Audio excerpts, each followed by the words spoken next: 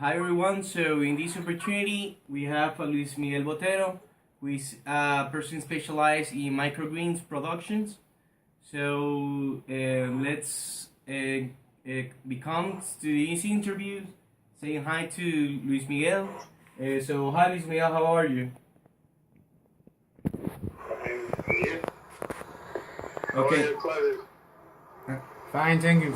Luis Miguel, thank you for your help. And the first question is, as we know, microgreens have a big importance these days in the industry of agriculture, and is a new tendency. But exactly what is a microgreen? As you know, and as you have studied in Zamora, microgreens are like the first step of a plant during the germination stages. So it's like the two main greens of the plant. It's full of nutrients, and it has the nutrients more available than a seed. So nutritional, it has a lot of nutritional benefits. Okay. So nowadays there are many types of crops that have big markets. So why we should produce microgreens? Why this is a good tendency? Why we should produce this type of crops? Microgreens, to produce microgreens, you don't need a lot of space. You can make a lot of money in like few hectares. For example, in the US, another advantage is that you can grow microgreens in indoor conditions. So, for example, in US and Canada, an enterprise will truly use little spaces with a lot of floors to produce what you can produce in 1 hectare. You can produce it in like 1,000 meters indoor. So it is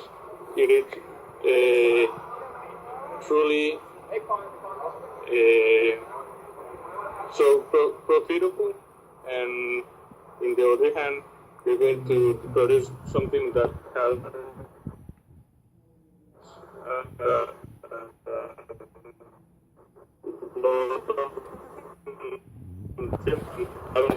other chemical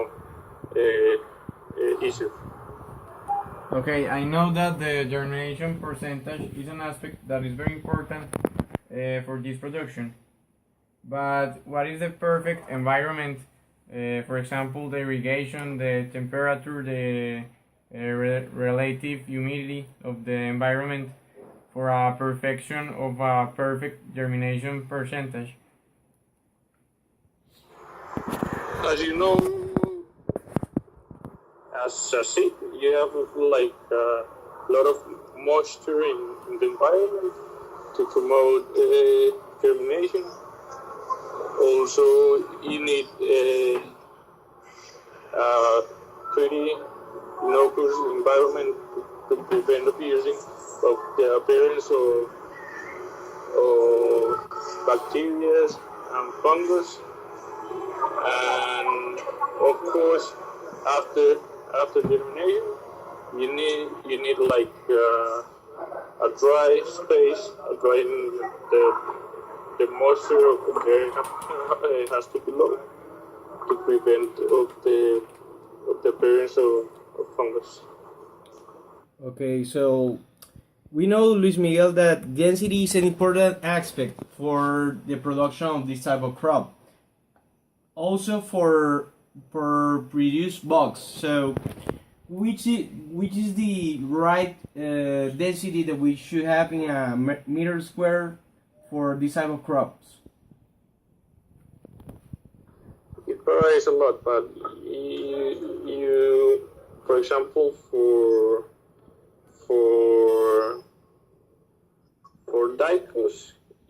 like 100 grams per square meter to have like a pretty good production. But in mustard, you need between 20 to 30 grams per square meter of seed, and it produces like between 200 grams and 300 grams per square meter using that density. Okay. The hydroponic and the greenhouses production is an important industry nowadays, but we can produce microgreens in these two forms of agriculture.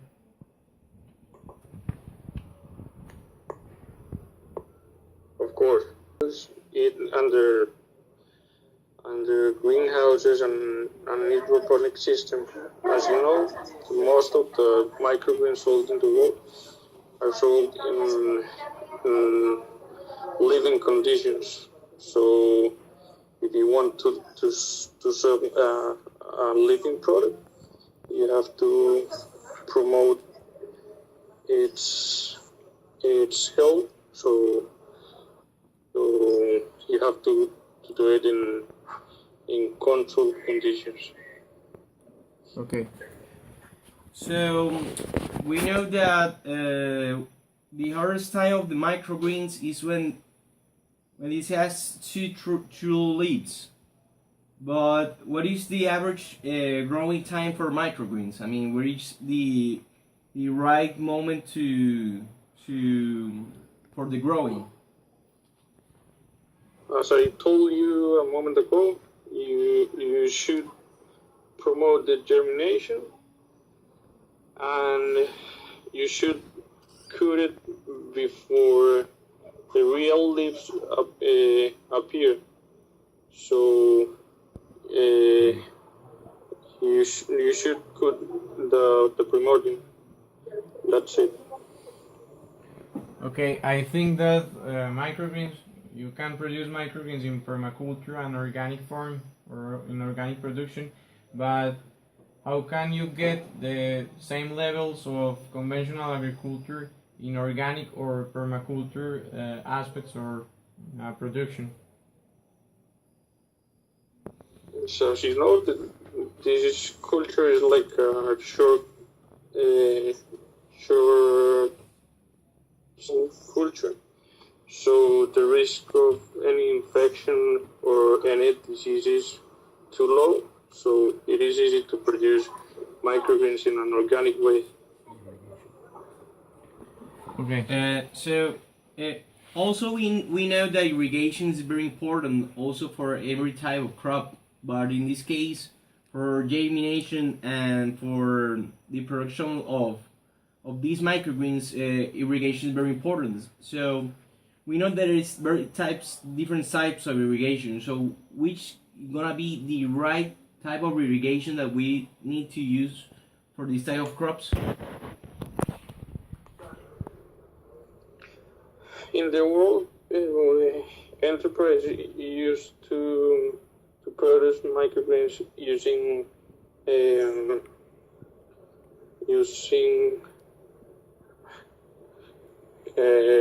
The drip. So as any indoor culture or any greenhouse culture, you can use drip irrigation or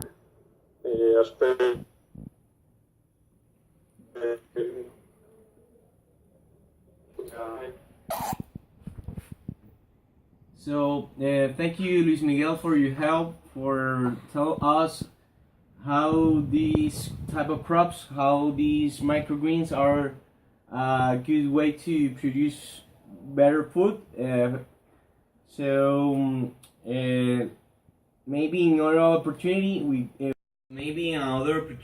we will have the pleasure to make another interview with you. So we are very grateful with you and thank you a lot. Okay, Luis Miguel, thank you very much for your time and for your experience.